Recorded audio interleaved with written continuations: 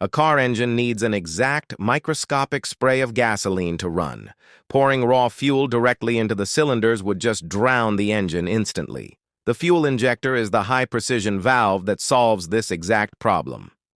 This electronic nozzle acts like a heavy-duty spray bottle controlled by the engine computer. It delivers highly pressurized fuel in a perfect, ultra-fine mist directly into the intake manifold or the combustion chamber. Inside the injector housing is a powerful electromagnet and a tiny metal needle. Normally, a heavy spring pushes this needle down, sealing the nozzle completely shut to prevent any fuel from leaking into the engine.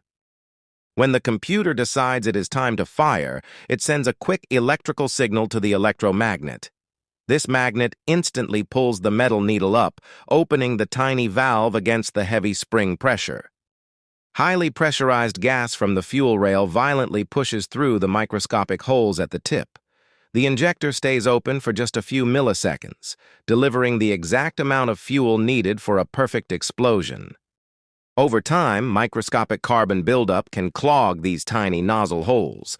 A dirty injector creates a weak, sloppy spray pattern, leading to engine misfires, a rough idle, and a massive drop in fuel economy.